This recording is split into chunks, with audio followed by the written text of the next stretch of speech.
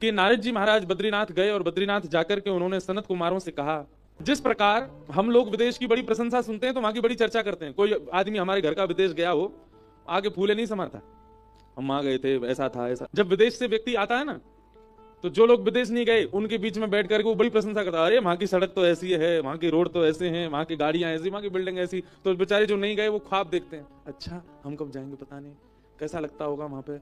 अच्छा अभी वहां रात हो रही है, बोले हाँ। अभी वहां दिन हो रहा है, बोले हाँ। और जो विदेश से आया व्यक्ति वो अपने आप को कुछ समझता नहीं, फिर वो कई लोग ऐसे होते हैं, पर धीरे धीरे जाने के बाद फिर वो भी सामान्य हो जाते। पर जो पहली बार होके आया हो वो तो इंसानों को इंसान ही नहीं समझता। जैसे विदेश से आया व्यक्ति विदेश की बड़ी प्रशंसा करता है, तो ना गए हुए लोग ख्वाब देखते हैं कि हम कब जाएंगे। ऐसे ही बंधुओं इस पृथ्वी की प्रशंसा होती है कहां पर, देवलोक में। जो देवता यहां भ्रमण करके जाते हैं वो वहां जाकर के जो देवता नहीं आए उनको प्रशंसा सुनाते हैं, अरे पृथ्वी तो ऐसी है। वहां पे पता है एक तीर्थ है, उसका नाम बद्रीनाथ है, वहां पे एक नदी बहती है, उसमें स्नान करके पाप नष्ट हो जाते हैं, उसका नाम गंगा है। अरे वहां के लोगों को तो उत्सव मनाने को मिलता है, कथा सुनने को मिलती है, नाचने गाने को मिलता है, सब अच्छी बुराई सब बातें होती हैं।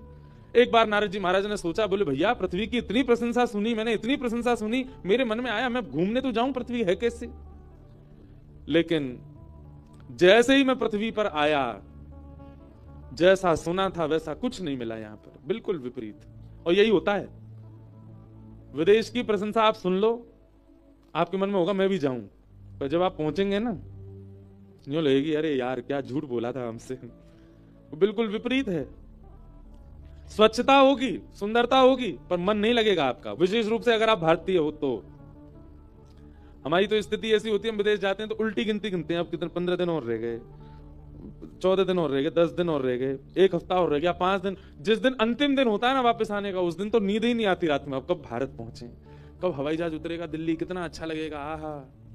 मट्टी की खुशबू आ जाती है महाराज जैसे ही इंडिया की टेरिटरी में घुसता है भारत में हवाई जहाज, कानों की आवाज सुनाई देती है, तब शांति पड़ती कानों को।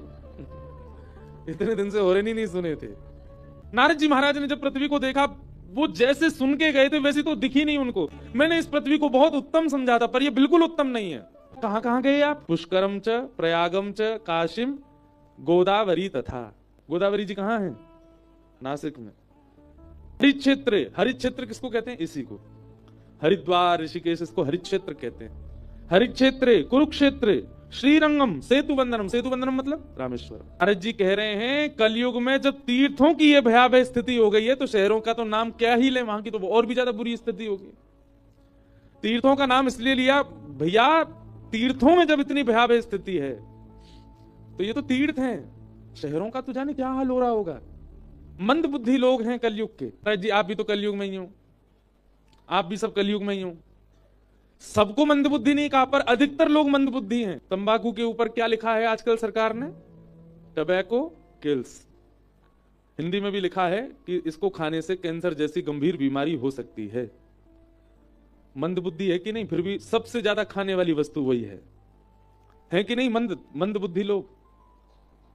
मदिरा पान करके अगर कोई व्यक्ति सभा में आ जाए उसको भगा दिया जाता है, लेकिन उस मदिरा से ही सबसे ज्यादा सरकार के पास धन जा रहा है। मंदबुद्धि है कि नहीं है लोग। कलयुग का प्रारंभ इतना खतरनाक है, तो कलयुग का मध्य कितना खतरनाक होगा, और अंत की तो सोचो ही मत।